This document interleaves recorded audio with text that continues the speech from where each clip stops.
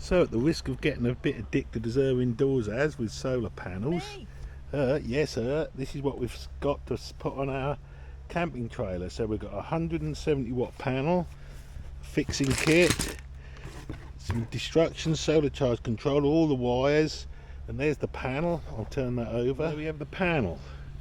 So I think for 118 quid, for a 170 watt panel and all the stuff you need to run it and connect to your battery, well, I've got some connectors, but all that is pretty good. Shit. Right, the fixing kit that comes with these are a little nut, a little sort of plasticky rubberized washer, and this thing that you fit like that, and then that fixes to whatever you go and put it on. So obviously that bit goes up, and I've swapped the nuts out for nylock nuts on this in this occasion, because it's going to go on a trailer. Right, so the first job really is to fix these fixings on with the supplied fixings. I used to swap them for nylock nuts though, because this is going on a vehicle, or on a trailer actually, and the vibration could undo those. The panel on the roof over there wasn't. I just used the normal things, and that's working really well. These are supposed to be 70 watt panels. They haven't got a high-tech controller at all. They come with this relatively cheap controller, but it works. So I can't really check the outlets without connecting up some meters, which I might do later. Right, the next thing to remember to do is when you're working on solar panels, they do kick out quite a voltage, up to 20 to 22 volts on a single panel. But if you stop them generating and try and shadow the actual cells, it'll reduce that down a lot. I actually used a piece of foam that comes with it and just stick it with some tape, so that shades them a bit, and that will reduce a lot of the power outlet. But because it's white, it still does get some. It's not a particularly brilliant day today, so that'll be okay. If you're doing it on a sunny day, I'd recommend you cut a lump of the cardboard out, and that will do it better, and that will shade it. But whatever you do, be mindful that these are live while you're working on them if the sun's shining and they're in the sun, and they can be give you a jolt. And of course DC current is very dangerous. Right, so this is the camping trailer that this 170 watt panel is going on.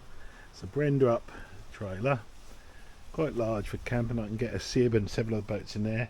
So that's the inside of the trailer. There'll be a battery in there, solar charge controller probably somewhere there.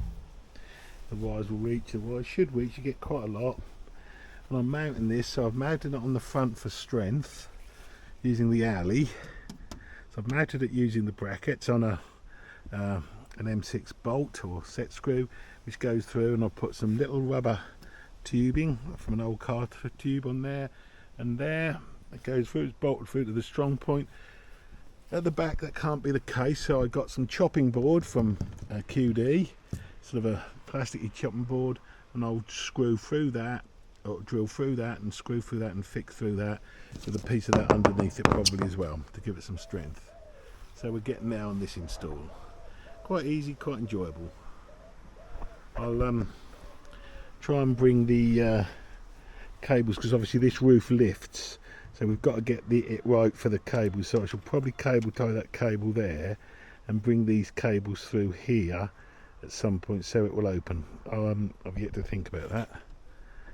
Shitry. Right, it's all finished now. I've got the cables entering there, solar panels there fixed with these, pretty sturdy. It's 170 watt and all. There to strengthen the roof is a piece of wood going all the way through there, and I haven't done the wires inside yet because I've got to see how to route those. I'm just testing it out here at the moment. We've got a bulk charge going in. It's at 12.7 volts, so you can see the battery is bulk charging. If that little arrow's flashing, that means it's a float charge and the battery's charged. This battery isn't a very good one, but I'm seeing if I can bring it back to life. The beauty of this trailer for camping is you just undo these, you open that, and of course if the sun's at a particular angle you can do your solar panel like that. I can see already that indoors it was inside. Need to cut these bolts off so they don't lacerate your head. We do it tomorrow, but there's a piece of timber there just to make it stronger. So there you are, and you can see that just moves fine. There we are, 170 watt solar panel on your camping trailer. Thanks for watching.